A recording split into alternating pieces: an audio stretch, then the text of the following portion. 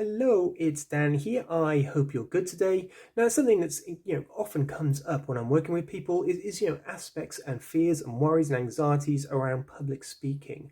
It's come up quite a few times over the last week where people perhaps more online or through Zoom or whatever these days are having to do these presentations at work and get all sorts of anxieties and fears in their thoughts and their feelings about them.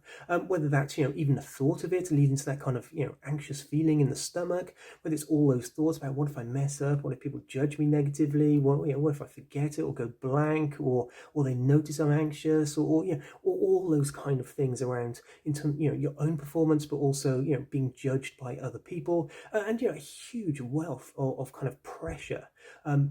That people put upon themselves around public speaking. Sometimes there are other anxieties and self-esteem issues and those kind of things that I help people with, but often it's just that environment of public speaking where our kind of thinking gets kind of distorted, and all sorts of cognitive biases and other things start playing around inside of our minds. I've talked before about some of those biases in our minds. It's how our mind just gets it wrong, but we don't necessarily even notice doing that. So we think that what we say and do and how we look and how we feel and our inner thoughts, feelings, perceptions, that other people are paying far more regard to those than in fact all the evidence shows that they are.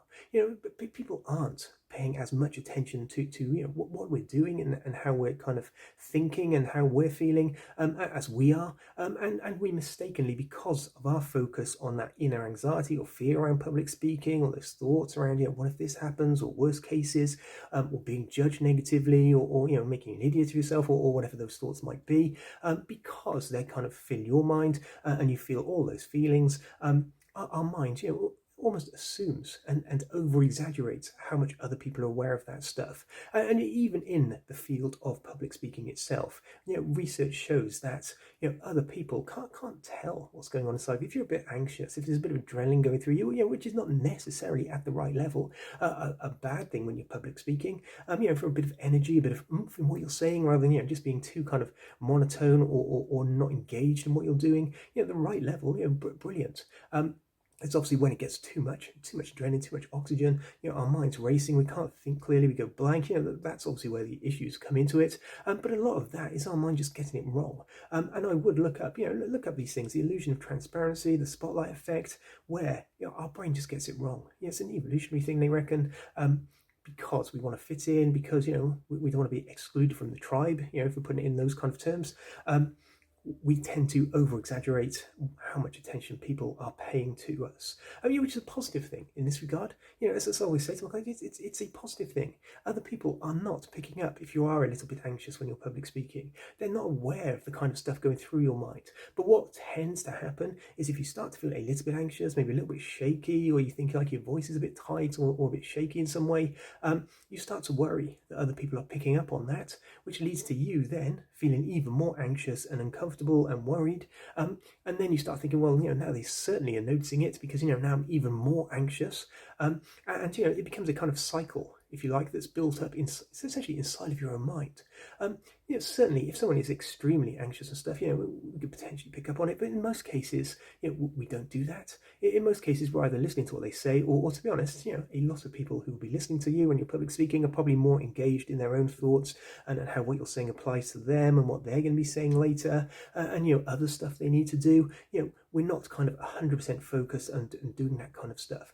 But the other good news, not only are people not picking up on that stuff anywhere near as much as you think they are, even if things don't go so well, even if you kind of in your own perception mess up somehow in that presentation, again, there's even more scientific research that shows that people are generally quite nice. People are empathetic. They go, I've done that. People want the best for you. People don't want to see you there struggling. They want you to just relax and to just get on with it, and they want you to do well. In the same way, if you think about it, I'm sure that when you listen to other people do public speaking, whether it's in a meeting, on Zoom, at work, or wherever, you're fairly supportive, you're empathetic, you want them to do well. But you're not kind of picking up and honing in on every little aspect. You can't read their minds. You can't tell how they're feeling on the inside. you just generally cannot pick up on that stuff. We're just rubbish at humans generally at doing that. So you want to keep that in mind. If you are feeling a bit anxious around public speaking, other people probably aren't even aware of it. They're not really picking up on it. They're busy in their side of their own heads and busy doing other stuff and other cognitive processes and thinking about themselves and what they need to do and like I say, how stuff applies to them and all sorts of other thoughts.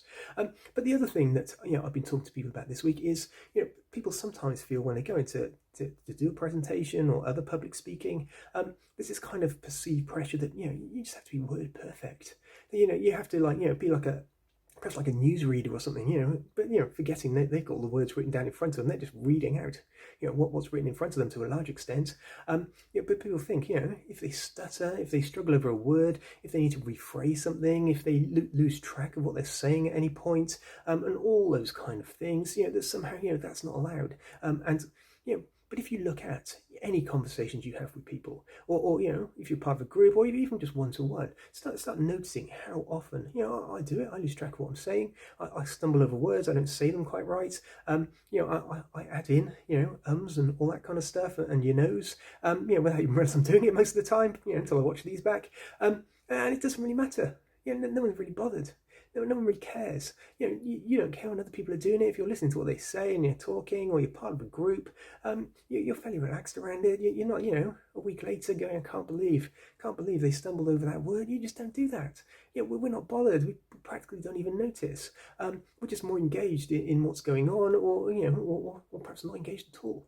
But we're not picking up on all that stuff. We don't expect people to be word perfect. Or to not have to sometimes add more detail or to rephrase things or to pause or to change tack a bit. We do it all the time. I do it, you do it, people do it on their own, they do it with other people, they do it in groups. It happens everywhere, and we're just relaxed around that. Yet this kind of perceived thing comes in public speaking that that's not okay. And then what happens is, because you think you have to be word perfect and it has to be this eloquent thing and it has to be like an actor on a stage, if you like, who's memorized some prose. Because there's that perception, if you do stumble or something doesn't come out quite right, or you think, I haven't explained that well, or you pause, or you stutter, or you get stuck on a word, or you say the wrong word, or all that kind of stuff that we're doing all the time that no one's really bothered about. You're not, I'm not. We just do it. We just get on with it. It doesn't really stay in our minds. We're not really giving it that much attention. It's the same in public speaking. Yet if you do it, like I said, people with public speaking anxieties or fears start fixating on them and start running a commentary and they're, I can't believe I did that. They're going to think I'm an idiot. I feel really anxious. I want to, and all these kind of thoughts and feelings, again, are just getting ramped up by those kind of, essentially a false perception in that regard. So, dude, start to notice that stuff. Start to notice how often, people stumble over words, rephrase things, repeat things, lose track, change direction, change words, don't come out with the right word. I nearly did it then, we just struggle to think, what's that thing I want to say? What's that word? What's the best way to phrase this? Is what I'm saying making sense? A presentation, it's a bit like a bit of a one-sided conversation in some ways. You're there sharing some information or some points or covering something or updating someone. You're not there to be, like a Broadway actor or like a newsreader who's got it all written down in front of them and just reading it out on the kind of. See, I've forgotten what the word is. I had it in my head earlier. What's it called there? All the words appear in front of them. Whatever that thing is, where it's just written there, a script there in front of them that they just kind of read out to a large extent. No one's expecting that. They want it to be kind of natural, conversational. If you have to repeat something, if you go, I'm going to explain that in another way. If you can't get the right word, but you get the meaning across, that's the important thing. That's all you need to relax around. You're just sharing some information. You're just covering some points. You're just putting something across. If they've got questions, they can ask questions. If they don't understand a point, they can say.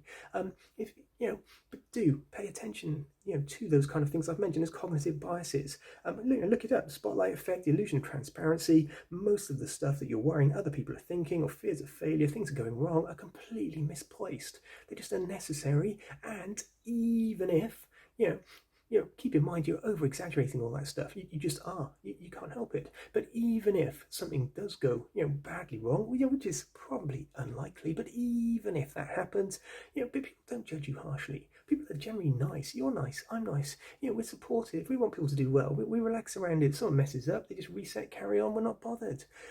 We do it in conversation all the time. Start to pay attention to that.